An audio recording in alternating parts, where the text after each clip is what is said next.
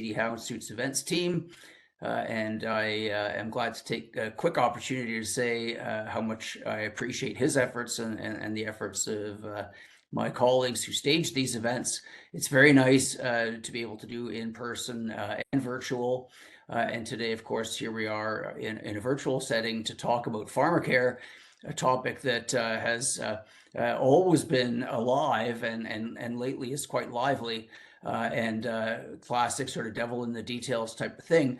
I think everybody on the call knows about the CD Howe Institute, so I'll just say that the health policy program at the Institute is one of our most vibrant programs. Rosalie Wanch, who you'll be hearing from shortly, heads it on the research side.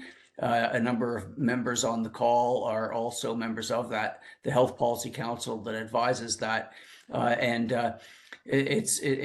don't need to say in front of this group why it's important, but I will say that we really value the inputs and insights that we have had over time from the group, and we're looking forward to more of the same. In terms of today's session, we are on the record. This is being recorded. So just not that that's likely to make any significant difference to anyone, but we do like to make these things available after the fact, the webinars. And so I just mentioned that because many people are used to the CD Houndstooth events being off the record. And in this particular instance, we are recording it. Let me also quickly mention, and I think it was on the screen at one point, there we are. Yes, J&J, thank you very much to Johnson & Johnson for sponsoring today's session. We appreciate their support and their participation in the research program more generally. To introduce our speakers, it's a pleasure to introduce, for my part, Eva Villalba. She is the Executive Director of the Quebec Cancer Coalition. Eva is fairly new, I think, to this forum, but she's very well known for the work that she does on behalf of people affected by cancer, particularly in Quebec, but not only in Quebec. Her background is in psychology and applied linguistics, but very early in her career, she did business training and has been a very energetic advocate of good practices in the not-for-profit sector. I'll let her give you any more background that's helpful to connect the dots to how she got to her current position. But as a cancer advocate, she really stands out. And Eva, we appreciate your being with us. Please take the stage to introduce our speakers formally. Thank you so much, Bill. So yes, as the executive director of a leading patient advocacy organization, Pharmacare has definitely been on our radar, the promise and the challenges. And so I'm really excited today to have to welcome a couple of really interesting speakers that will start the conversations and get us reflecting. And I'll definitely come back with my patient advocate and value-based healthcare lens at the end. So first, I'd like to introduce Rosalie Wanch, who is Senior Policy Analyst at CD Howe Institute, in particular in the Health Policy Council and Research Initiative. Her research focuses on policy issues affecting healthcare in Canada, and she's also participating in numerous advisory groups and committees like the CIHI National Health Expenditure Advisory Group, Health Excellence Canada Policy Circle, and she also volunteers in several charities. Prior to joining the CD Howe Institute in 2016, she worked as a research analyst at the Ontario Ministry of Finance and the Office of Economic Policy. So we'll have her discuss to start us off. Then we'll hear from Glenn Doucette, CEO of the Canadian Pharmacists Association, who has been responsible for advancing his organization on behalf of its members and its profession to become one of the most respected, influential, and impactful associations in Canada. And we know how much we need pharmacists for all of this to work. Glenn has over 30 years of experience in association management, government relations, and strategic communications. He's served as the executive director of 3 national associations and on the senior management team for 2 other major health NGOs. And lastly, he has a passion for public service, politics, and policy, and has served as the vice chair of Hypertension Canada's board of directors and as a member of the board of directors of the Canadian Skin Cancer Foundation. So also that patient advocacy side there. He's also served as the national director and director of policy for a major federal political party. And lastly, we'll hear from Marcel Saunier, health policy consultant at Santis Health, who I know from my work with the Resilient Healthcare Coalition as well. And he's an Ottawa-based health policy consultant and associate with Santis Health. He was previously Associate Assistant Deputy Minister of the Strategic Policy Branch at Health Canada.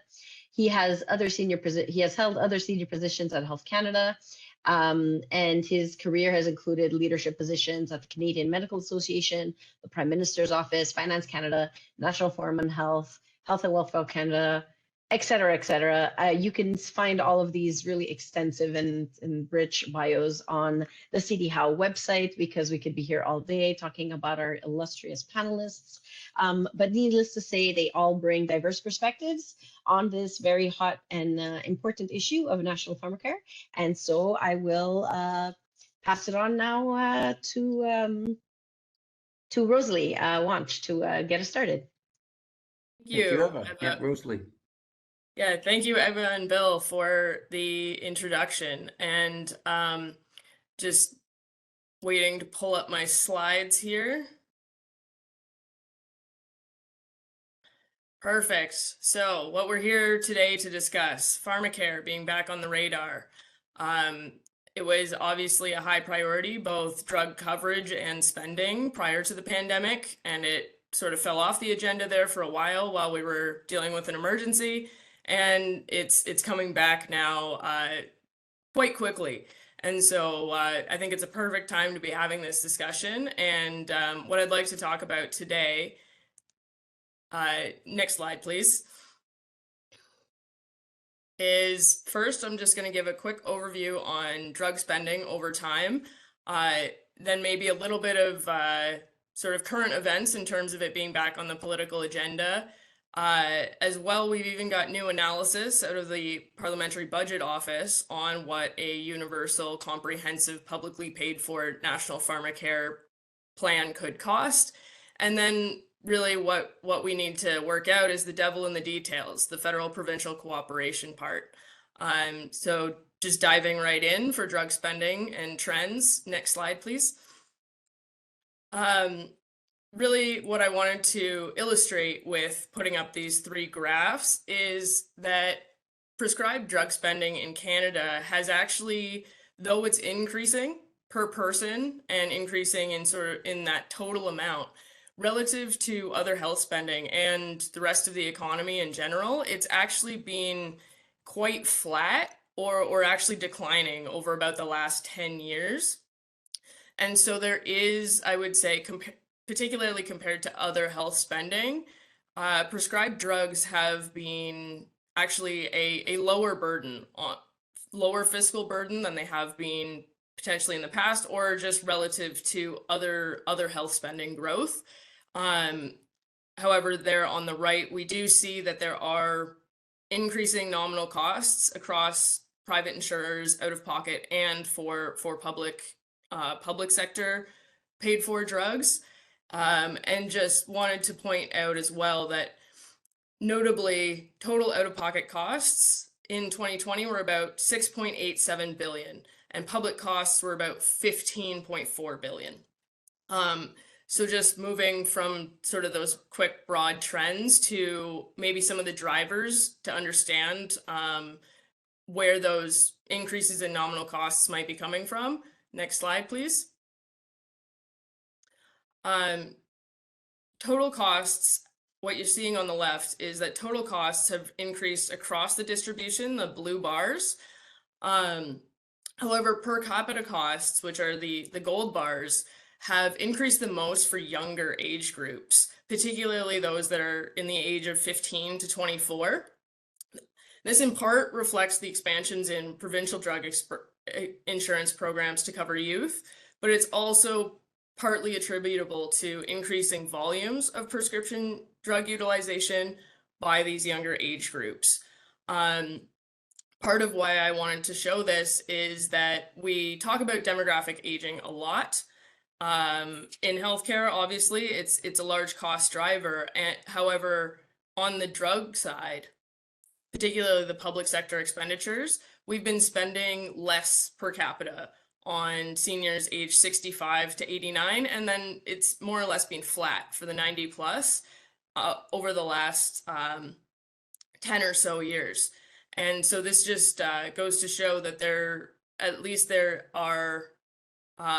been expansions in public programs, but also that the costs are increasing at a younger category. And I also wanted to point out that potentially the 20 to 30 age range is where people are most likely to be in the category of employment where they might not have access to employer provided insurance. And so it just highlights that there might be some particular gaps there. On the right, this is just sourced from the PMPRB's annual report on cost drivers. And it really shows that the major driver on changes in spending on patented medicines is the drug mix, or new medicines that might be expensive, but they might also provide treatment for previously untreatable conditions or improvements in existing treatments.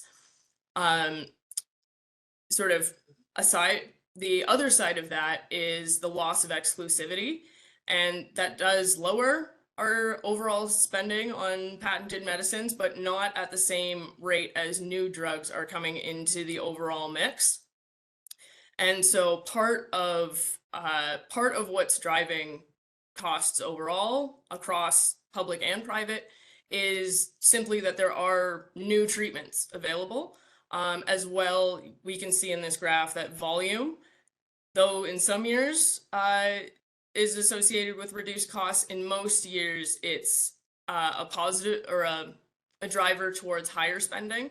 And so that's something that we should, I would just say, signals growing utilization that is likely linked to growing need or new availability of medicines.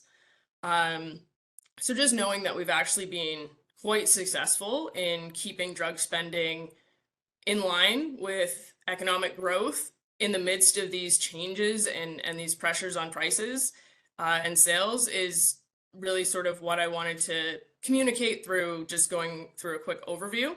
And now sort of turning to the back on the agenda side. Next slide, please. Just recently, the NDP had a policy convention in Hamilton, and Pharmacare was the top-ranked emergency resolution over Israel-Gaza. And there was unanimous support there for the continuation of the confidence and supply agreement being contingent on government legislation that commits to a universal, comprehensive, entirely public Pharmacare program. This is interesting because in previous, I would say, previous announcements made by the federal government, they've been careful to avoid specifically language about entirely public, and also the clarity around what comprehensive means has been a little bit uncertain.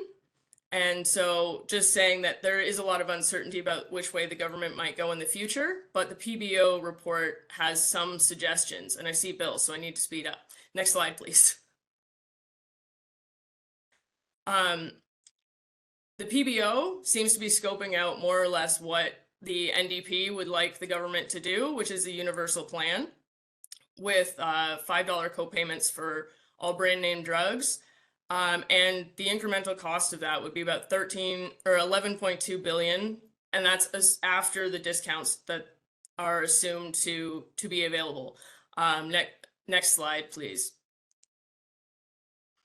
What I really wanted to communicate here, this graph on the side shows the provincial breakdown, but notably the prescription costs are net of confidential rebates, and the number and the PBO itself says that there is a lot of uncertainty related to both confidential rebates and with drug prices in the mix overall. And so the actual costs are, I would say, quite uncertain, or these estimates would be really sensitive to changes.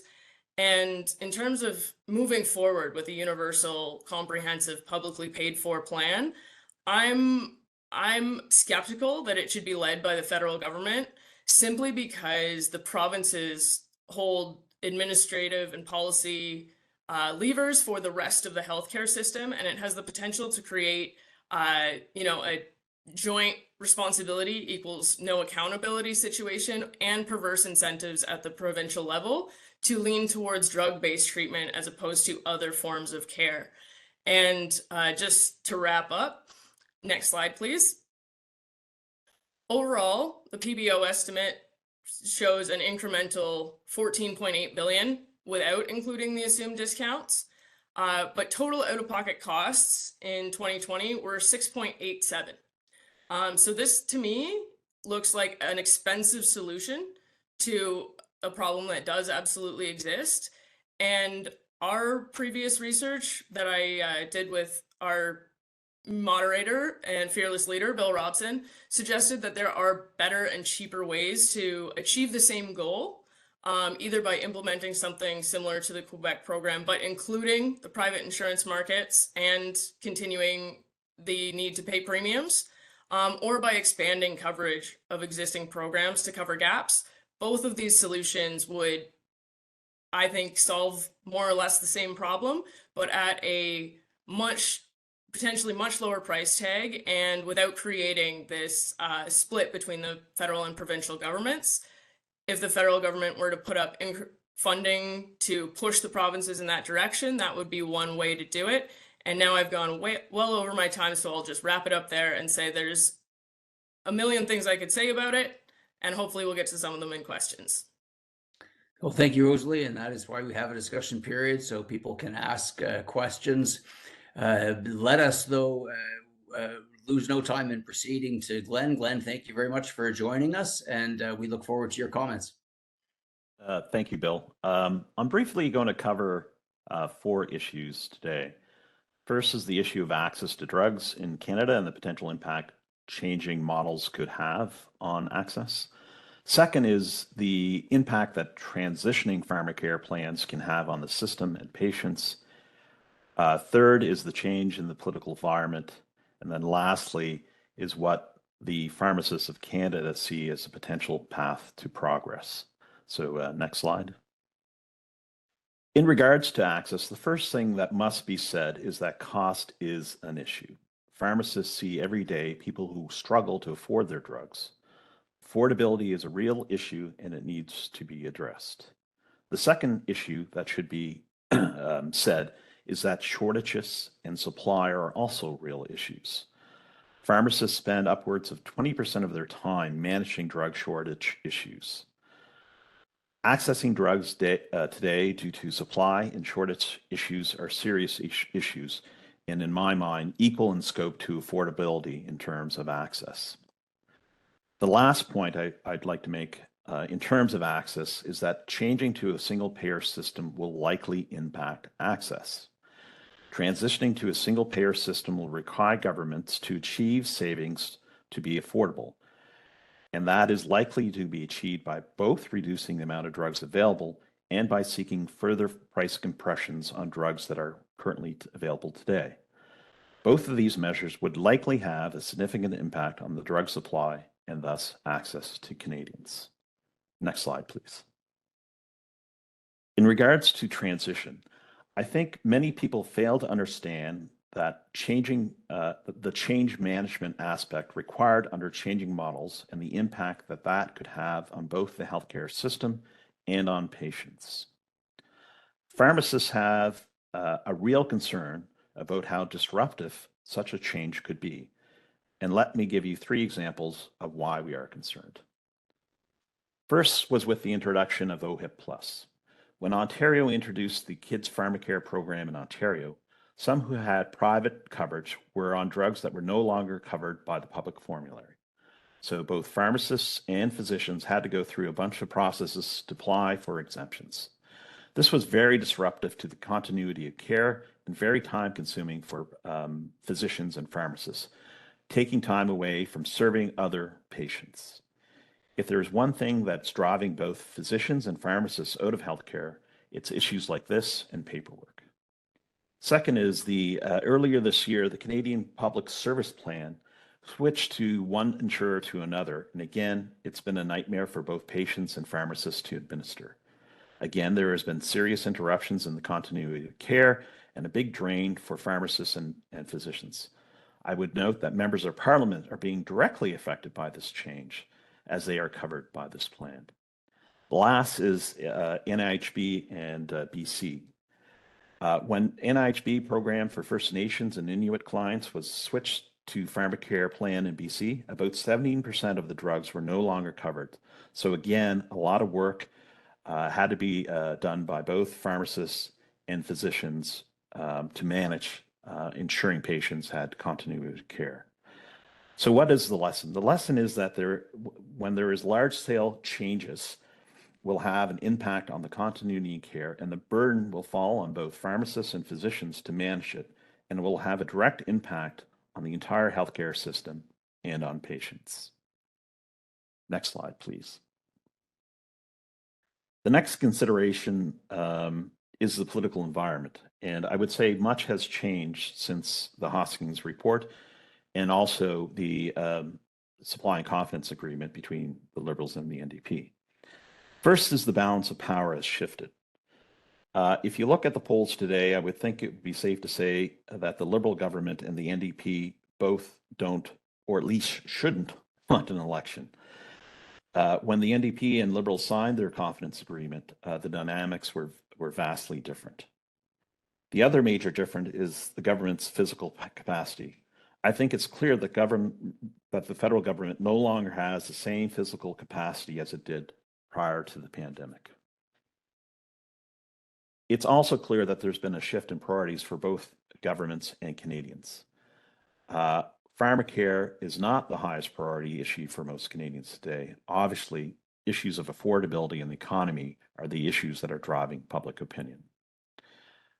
As mentioned by the previous speaker, the PBO report also addressed the issue of affordability. It indicates that startup costs for a single payer system would be significant and would take a longer time to gain any cost savings.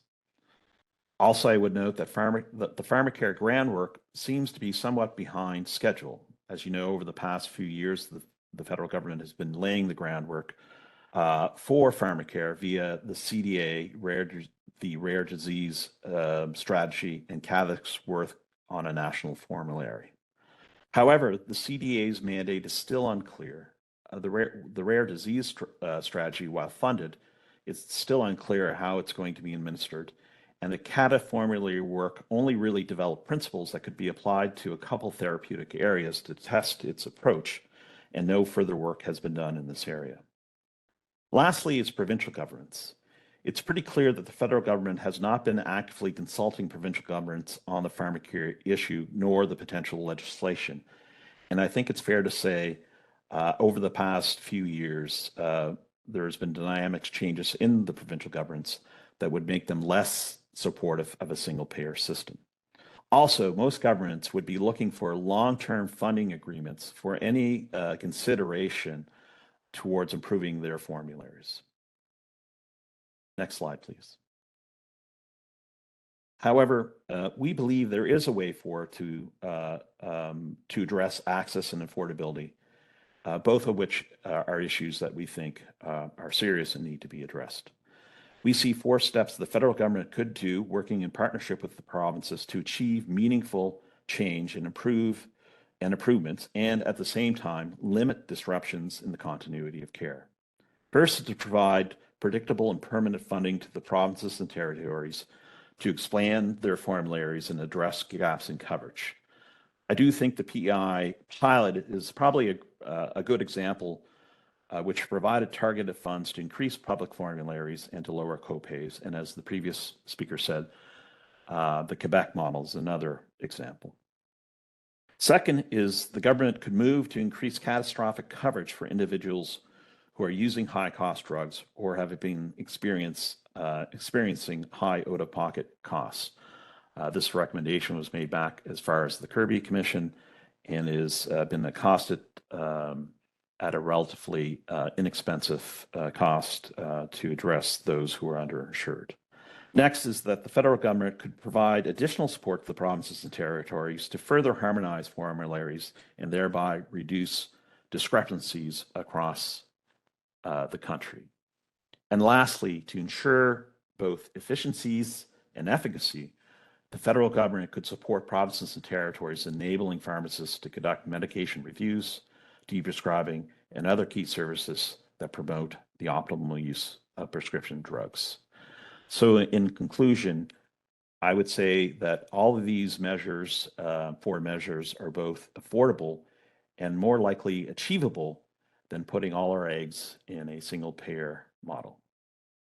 Thank you, and I'll turn it back to Bill. Well, Len, thank you very much. You covered a lot of key territory there and closed on some constructive notes, which I'm sure people will pick up on. Marcel, very nice to see you kind of back at the CD Howe Institute. We always got lots of insight from you when during your time at Health Canada, and it's nice to have you at today's session. So please go ahead. Okay, thanks, Bill. It's great to be here again. I think Rosalie has set the table nicely in terms of some of the key policy challenges and data points. And Glenn has kind of provided a broader viewpoint from the front lines, I think, highlighting some of the perils and pitfalls of moving too quickly with structural change in this space. I'd like to just add a policy lens looking at this more from a federal and intergovernmental policy standpoint, building from my experience at Health Canada and also working with the advisory panel chaired by Dr. Hoskins. And so from my perspective as a senior public servant or a former senior public servant, I look at Pharmacare through a pragmatic policy lens. And a lot has changed since the Hoskins report was tabled and the initial commitments were made by the government back in 2019. Glenn has discussed some of these, big change in the political landscape. I'd say more conservative-minded provincial governments, and at the federal level, a more left-leaning government to cozy up to the NDP and make sure they maintain their support. Secondly, COVID-19, a huge driver, the resulting health system crisis. Now, if Pharmacare was anywhere close to the top of the reform agenda back in 2019, it quickly got eclipsed by the COVID emergency. And I think this was further underscored by the February 2023 health funding agreement between the feds and the provinces, where there wasn't even mention of Pharmacare. And lastly, the fiscal situation has changed dramatically. The federal balance sheet is decidedly in worse shape, aided by historic levels of spending to address the pandemic, new national programs like childcare and dental care. We see a slowing economy as well. But I think despite these shifts, there's still a broad consensus on the merits of moving towards universal coverage of prescription drugs as a significant piece of unfinished business in our health system. The larger question really is how to get there and how fast. And unfortunately, the debate continues to be polarized between those that support a single payer approach versus those that want to keep a mixed system and fill the gaps. You're either for or against. The solutions are either black or white. And unless you achieve perfection at the outset, some would say it's not even worth starting. But the reality is that we have a mixed system of public and private plans. If we could roll back the tape back to the 1960s and 70s, we might have made different policy choices, but we are where we are. You might ask, what's the size of the problem that needs to be fixed? The current gaps in coverage are not insurmountable. Less than 3% of Canadians lacking any drug coverage, and depending on your definition, anywhere between 10 and 20% with inadequate coverage. Unfortunately, it's not as straightforward as you might think to fill those gaps and get to universal coverage while maintaining a mixed payer system. And there I see a lot of parallels between national Pharmacare and Obamacare in the US, knitting together a broad array of public and private plans so that no one falls through the cracks is not easy. Obama tried to implement a mandate requiring every US citizen to have public or private insurance, but ultimately failed in the wake of divisive party politics and court challenges. And although the Affordable Care Act has succeeded in enrolling 20 million previously uninsured Americans, the US remains an outlier in terms of its status of healthcare, with some 9% of its population, or over 30 million people, without health insurance. So the lesson learned here is that in a mixed public-private system, unless there's a mandate that requires people to have insurance, either public or private, there's always going to be many people that will fall through the cracks. And Quebec has solved this issue for prescription drugs. It's not a perfect model. Experts are divided on how well it works. Individual premiums, deductibles, copays are probably too high, but it has solved the insurance coverage problem in Quebec. Unfortunately, I don't really see much appetite in other provinces to regulate private insurance and mandate coverage. That may change in the future, but it's striking that after 25 years of the Quebec model being introduced, no other province has even hinted that they're interested in going down that track. Clearly, a single payer approach would solve the problem. And there might be a path to implement this relatively quickly, particularly if provinces that already have infrastructure in place to deliver income-tested coverage, such as BC, Saskatchewan, Manitoba, and Ontario, were to be interested in this. But the transition could be very disruptive for private plans. It would be very expensive to implement. And to get there, the federal government would have to make a substantial financial commitment in the order of magnitude of what it did back in the 60s and 70s for Medicare, like sharing 50-50 on the cost, potentially matching the roughly 15 or 16 billion dollars of funding that provinces currently spend on their public plans in order to cover the uninsured and underinsured individuals. And for all sorts of reasons, I think fiscal, politically, and intergovernmental, I just don't see that happening anytime soon. But that shouldn't stop us from doing something. And I think there are many roads that lead to better drug coverage and ultimately to national pharmacare. We seem to simply need to get in our car and start driving. And here I would say that recent bilateral agreement between PEI and the federal government on drug coverage is an interesting model to emulate. Through that agreement, the feds are providing about $100 per capita to PEI annually to improve drug coverage, including expanding the provincial drug formulary, reducing co-pays and deductibles, and expanding eligibility for public programs. This could be scaled up nationally with the same offer being made to other provinces.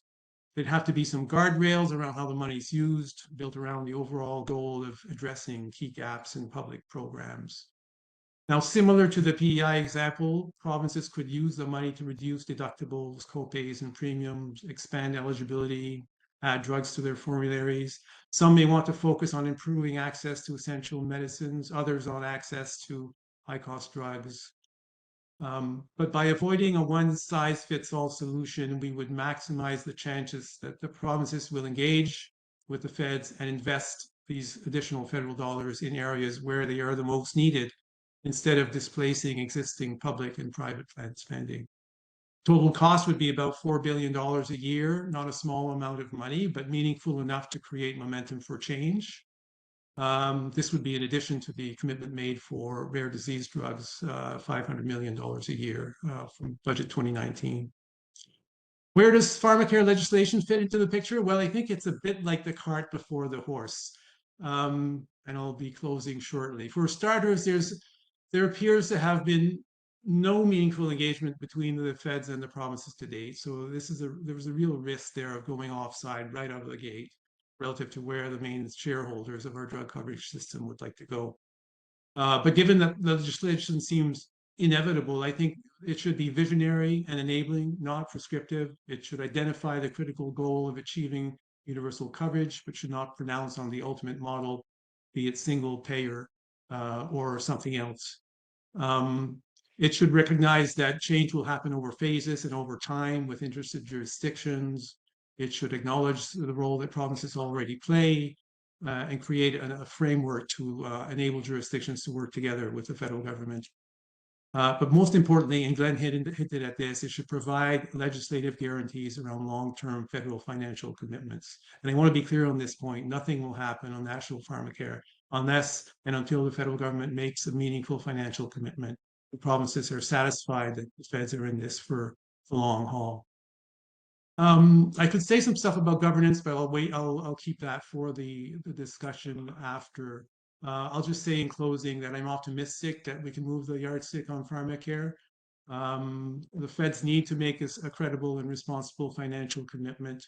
The PEI model is a good model. Legislation could create the foundation. We don't need to impose a single model right now. It's too early. It'll turn provinces away. And at some future date, when public plans have expanded to the point where they are starting to overlap more with private plans, provinces outside Quebec will need to cross the Rubicon and decide whether they can effectively regulate private insurance and mandate coverage, or whether they want to move further down the track towards a single payer. But we're not there yet. So those are my comments, Bill. I think, let's not waste the opportunity before us and let patients down again. There's room for improvement here.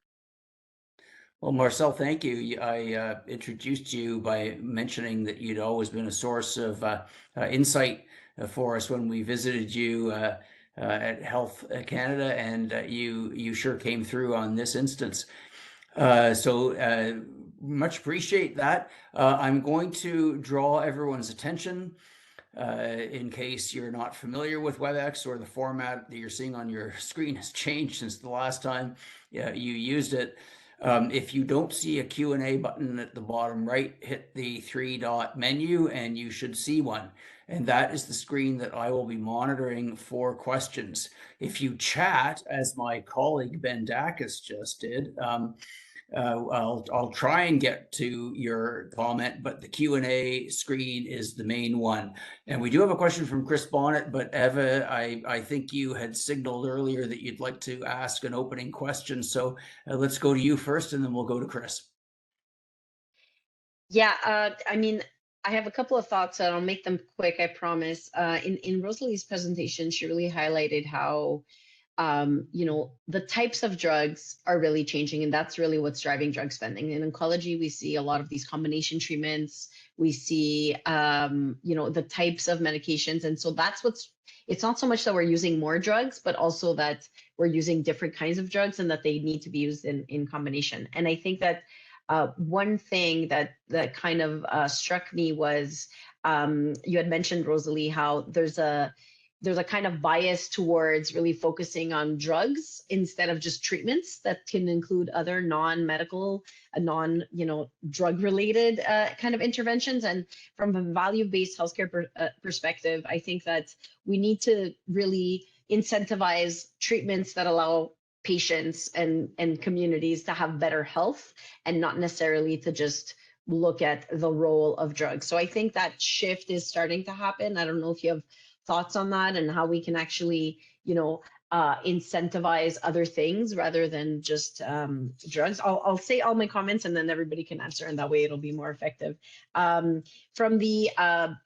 From the perspective of Quebec and patient advocacy groups, for sure, in Quebec, we are not pro Pharmacare in as much as if it doesn't provide us better access than we have now, why would we be for it? And Rosalie, you had shown a table, and it was like, for Quebec, it would be like 0 additional drugs. So why would we enter into that? And I think that Marcel really highlighted some of these really important questions about, Quebec seems to have it down pat. We don't have the same inequities in terms of access that other provinces have. But then the question is, why haven't other provinces jumped on the bandwagon? And I think there's going to be a lot of questions about, maybe that gap filling that you had all mentioned in terms of maybe what PEI is doing. And I know there was a question about that. So that will be interesting to look into. And finally, I think that the topic of today's conversation, which was, federal provincial collaboration, we haven't seen much of that except maybe during the pandemic when we had no other choice. So how do we actually make this an urgency to kind of, find a solution and focus more on the objective and not the how, like not the NDP, it has to be a binary, like all or nothing solution, but what is the objective? If the objective is to actually give better access to patients, then in each province, there should be an adapted solution. And that requires a better discussion between provinces and the federal government. But we have seen just recently with the Canada Health transfers that also patient advocacy groups are really, involved in, that it was really difficult even to have some criteria like for the health data transfers and tying that to some budget. So if you have any thoughts about, what would facilitate better federal provincial collaborations and discussions to make this go forward to obtain the same objective across Canada, but maybe in the how it has to be, actually contextually dependent on each province. So if you have any thoughts on that, those are my opening questions and comments. Well, thank you, Eva. And you addressed Rosalie directly a couple of times. So let's go to Rosalie, and then we'll see if Glenn and Marcel have comments as well. Rosalie, go ahead, please. Yeah, absolutely. And I would say the focus on value and sort of all the treatment options on the table is likely the best for patients. And at the end of the day, I believe that it's probably likely best for the public spending picture as well. The challenge of moving in that direction, I think we have to really go back to system structure and incentives. If the drug funding envelope is in one place, the hospital funding is in another. Same with if there isn't good connections between different types of care. We need to go way beyond the GPs being connected to the specialists in the hospital, and we aren't even there yet. So I think connectivity between the different aspects of care is a major challenge that could help us work towards more value-based and integrated care. And I would also maybe just have a quick comment on the access question, where just public plans or the RAMQ formula, I believe, is 6,000 or 8,000 drugs, whereas the average private plan covers about 13,000. And so I think there's also some major questions about what the space is for private insurance in whatever model of public pharmacare we move forward with, and that we do need to think about access to new medicines, particularly the differences between public and private plans as it stands.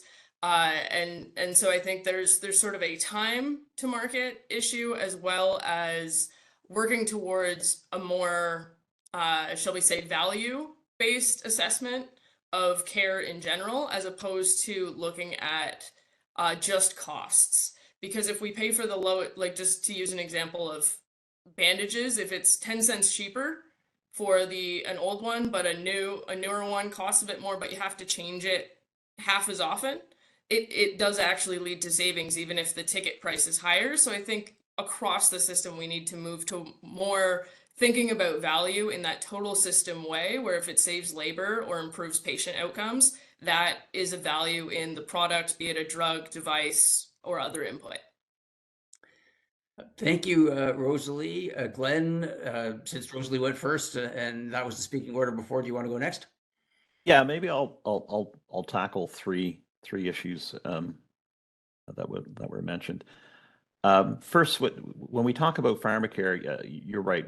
We focus just on the pharma part, not the care part. And with a lot of these new medications, it's much more complicated. I think we do need to focus on the care aspect. And I mentioned in my talk about the pharmacists and others being sort of more involved and funding to allow for that to happen, so that we can get the best out of those medications and the care for Canadians. The second is around relations with the provinces. I think the federal government has somewhat dropped the ball in conversations with the provinces on this issue. They've been basically non-existent.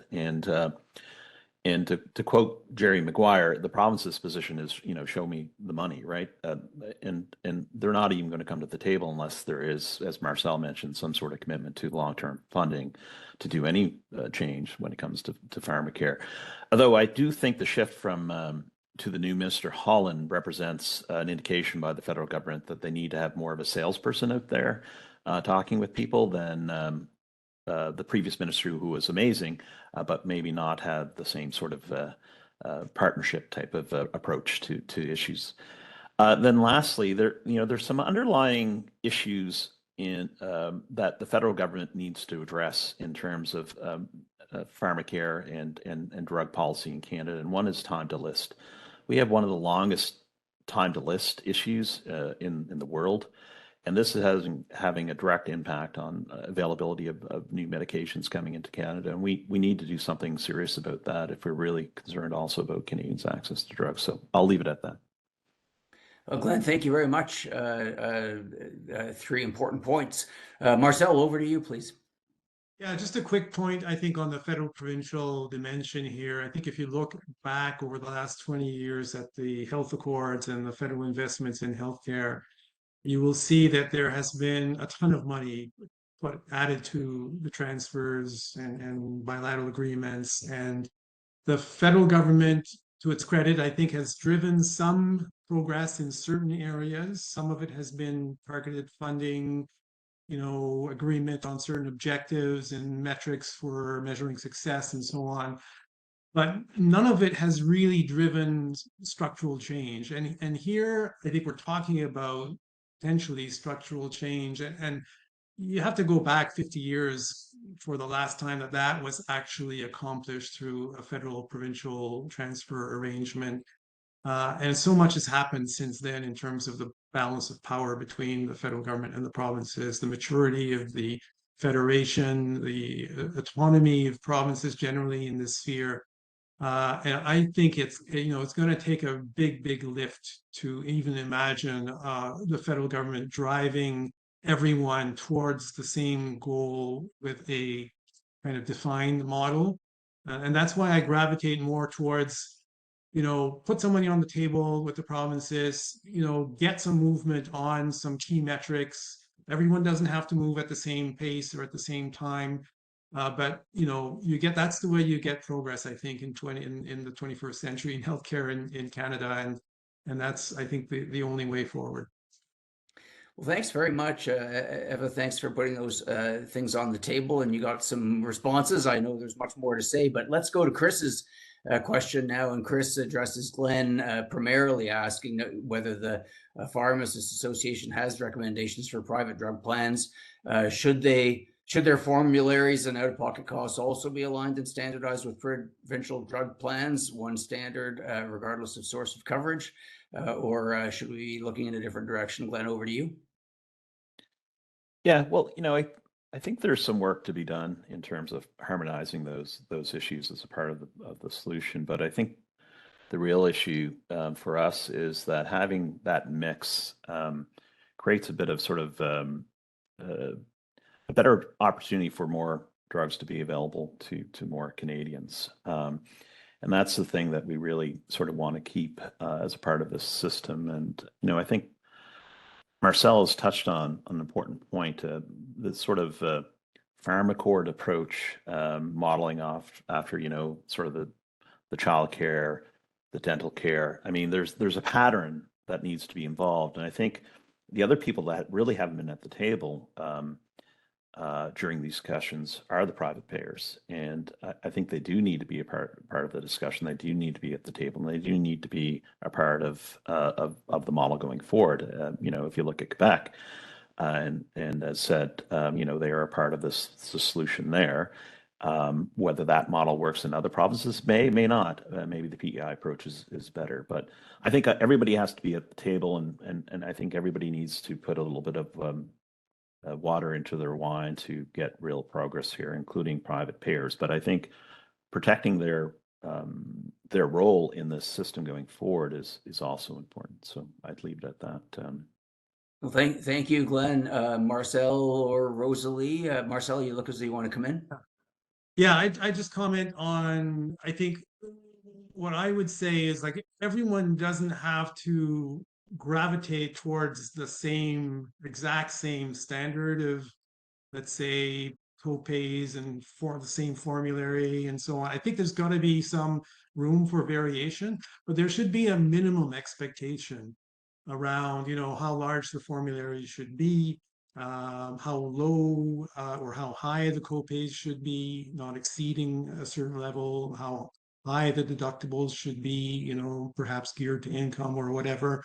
And those expectations could change over time and become more stringent. But I think there's got to be some expectation of a common experience that can, like a minimum common experience that Canadians can expect when they deal with their provincial plan or their private plan or whatnot. And that creates, some momentum to achieve alignment, harmonization to a certain degree, but doesn't prevent some payers, some province from going beyond that minimum if they are, equipped to do so. They have the money, they have the wherewithal to do it. That's the way I would position it. Well, thanks, Marcel. It's not fair for me as moderator to stick in too many editorial comments, but it's interesting how much variation in doctor and hospital we have, notwithstanding that the model there is more kind of explicitly one size fits all. Rosalie, any thoughts on the question from Chris? I'd say that I really agree with parts of what both my co-panelists have said. I think that there is certainly a role for whether it be via mandate or through a program, for the government to set, say, a minimum standard for what Canadians can expect. We have a universal healthcare program, but it doesn't do you much good if you can't afford what you get prescribed after you see a doctor and don't have to pay. So there is a need that needs to be addressed, and I think setting a minimum floor is a good way to start. And I think that really, I wouldn't go so far as to harmonize the formularies or out-of-pocket costs in the private market, but to say that the private market should certainly be aware and at the table of where the public plans might be going, and to ensure that they are at the very least meeting that minimum standard, and then can also demonstrate what value they can bring to the table beyond what might be in the scope of what is fiscally feasible or politically feasible at the moment for the public side. And I think having the two sides work together is likely the best way forward, because both have a role to play in sort of closing the gap, but also ensuring that Canadians do have access to those newer medicines as they come to market. As well, we have really, I would say, it's part of labor policy as well, and that's an aspect that we don't want to forget, but that's going on a bit of a digression, so maybe I'll just leave that point there. Thank you, Rosalie. Ben has put his comment in the Q&A, so let's address it. I think, Marcel, it'd be appropriate to start with you, because he picked up on your mention of the PEI pilot and what lessons there might be from that in Ottawa, trying to, he uses the word prescribe single payer pharmacare to all provinces, if that is indeed the right way of thinking about it. Yeah, well, I think that agreement was framed as a pilot en route to national universal pharmacare, but it wasn't en route to, at least not written this way, single payer national universal pharmacare. So I think what happened is they went, there was some, I think, desire to show progress. PEI is kind of well known to I think have perhaps one of the programs for drug coverage that needed the most improvement, and there was a willingness on the PEI side to work with the feds on this. And so I think it was a very practical, here's some money, we're willing to work with you. You tell us, where you think there needs to be improvement. What are the areas where we need to invest, and how much do you need to increase your formulary? What do you want to do with your co-pays, eligibility for some of your programs? And that was kind of the perspective that was taken, like very pragmatic. Let's show some progress here. 3-year money. I think the big question mark is, where does this go after the 3 years? Presumably the feds don't yank the money out, after 3 years. It's got to be a continuing commitment that will ensue after that for quite some time. And I think if I were the other provinces looking at that from a fairness perspective, an equity perspective in the federation, I'd be expecting the federal government to make a similar offer to all of the other provinces. And that's why I think there's some momentum around that particular model. Well, thank you very much. And there's a question. Joseph Berger weighed in on this, and I hadn't actually seen his question, his comment. When I put it over to you, Marcel, it might have come in just around then, but he compliments the discussion. Says he has a hunch if you took the PEI investment of $100 per capita and scaled it along the lines of what happened with the childcare approach to the provinces, you could eliminate the gaps in coverage with reasonable minimal standards and not breaking the bank. So the question he posed was, is there a path forward for this approach given the NDP digging in on public and single payer? Marcel, I will go to you first, just if that prompts any elaboration on your part, and then we should go to Rosalie and Glenn as well. Yeah, I mean, my sense is that that approach is kind of naturally where there would have been an inclination to go. I mean, you saw how nervous the government was when the Hoskin panel tabled its report with a very firm proposal around single payer. And so they're couching their words very carefully around, you know, it's universal? Yes, but they didn't pronounce on what particular model. So my sense is that there's a path there. I think the decision the government needs to make, quite frankly, is whether they, you know, how much they want to go down the road of satisfying the NDP agreement, or do they just kind of say, this is the best that we can do right now. NDP, you will have to take it or leave it, and if they leave it, then it'll be a broader political question. Will the NDP be willing to support the government? They may break the supply and confidence agreement, but they still may be willing to keep the government going for a while yet, because the alternative of throwing in the towel and triggering an election doesn't look great right now for either the NDP or the Liberals. Well, thank you, Glenn or Rosalie. Any quick comment on that? We've got one more question about the Quebec model to get to if we can, but let's hear if you've got any response, Glenn. Yeah, I'm here in Ottawa, so politics is is a bit of a passion. So the interesting thing is that I understand that it was actually the leader of the NDP that brought that motion to the convention floor. And I'm trying to understand the politics of doing that and what he was trying to achieve. I said in my notes, it appears that they shouldn't want an election from all the polling. The NDP is still like $2 million in debt from the last election. They're only bringing in not a lot of money. The Conservatives are bringing in like $16.9 million a year, doubling the Liberals, and the NDP, I think, are just trying to raise their debt, let alone store up any money for an election. So I tend to agree with Marcel, is that maybe they're looking for an out of the supply and confidence agreement just because they feel being tied to this government is bringing them down. But they might continue to support the government.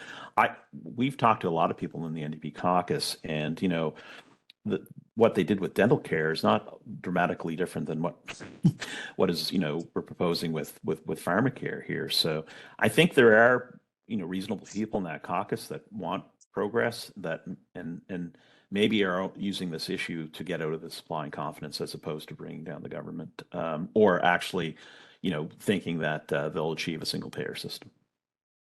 Well, thank you for that. Rosalie, sorry, I'm just going to jump to the last question if you don't mind, because we have the observation that the model that the PBO was looking at and doing its exercise wouldn't change the Quebec formulary, but federal money could lower out-of-pocket costs in Quebec, and maybe that's kind of a template. Glenn, you nodded. Do you want to just jump in on that one? Sorry, I think others, Rosalie, or should go first. Okay. I'll join later. Why don't I can happily go to Rosalie first. We're going to wrap up at 1:30 Eastern Daylight Saving Time, so it'll have to be quick. But Rosalie, yeah, it certainly could lower out-of-pocket costs for particular segments. I think there's the potential that Quebec could adjust its premiums and co-payments. That's within its scope. But would that be enough for Quebec to want to cooperate? I think they're quite happy with the current model and going it alone. So it would have to be like my co-panelists have said, it would have to be a pretty good commitment in terms of funding for, I would say, expanding benefits, simply because as our previous research has shown, federal commitments to fund parts of healthcare can give way to retrenchment when economic times get tough. And so I think given that we are in potentially economic uncertain times, the federal government should be very careful and strategic about what it puts on the table. If it were to do that, and just from the PBO analysis, it really the additional drugs I should mention are drugs that are currently in provincial plans but not in the RAMQ formulary. So under the assumptions, provinces would get additional drugs up to the RAMQ formulary and would continue to cover the drugs that they already do. So nowhere is really, at least in the PBO analysis, looking at an expanded formulary beyond the RAMQ list. Thank you. Glenn, do you want to go now? Yeah, sure. I mean, we've always said a catastrophic plan should be something that could be on the table. I mean, this has been recommended by multiple folks, including Kirby, and the price is somewhat affordable. And in the situation in Quebec, again, it just depends how much money is on the table, and whether it's worth their while to agree to something like that. But I do think it's a federal instrument that could be a powerful instrument in getting progress, and specifically for those who are underinsured.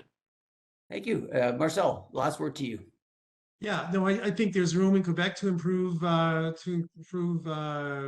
coverage and reduce co-pays and premiums. And I think, though, the question is, because this last agreement with the provinces, Quebec hasn't even signed off on the, I think, relatively mild conditionality that the federal government has asked everyone to sign off on. So, I do believe it's a big question mark as to whether conditionality that says you've got to keep this money in the drug sector and do certain things to reduce co-pays or premium or whatever, whether they would see that equally intrusive and would kind of refuse to go along unless the strings are unattached. Well, thank you. We are a little over time. Apologies to everyone. As moderator, it's my job to keep us on time, but there was so much substance in the discussion, and we had important questions to address. Let me wrap up very quickly. I think my colleagues are going to put some upcoming events on the screen, so there you go. I won't read them out to you, but there's a number of pressing topics that we are going to be addressing in our upcoming events. So if you're at all interested, please let us know. And for today, I'll just say again, Johnson & Johnson were our sponsors for the event. We very much appreciate their support for the health policy program at the C.D. Howe Institute. Eva, very nice to have you with us. And I know you wanted to say more, so let's schedule a return engagement, and we'll make sure that you have a bit more airtime. To everybody who attended, thank you very much for being here with us and for your comments and questions. And to Marcel and to Glenn and to Rosalie, please, a round of applause. We can't do it for real, but if we're fortunate enough to be able to get together in person to continue the conversation, you'll hear it for real. Thank you, everyone. We are done.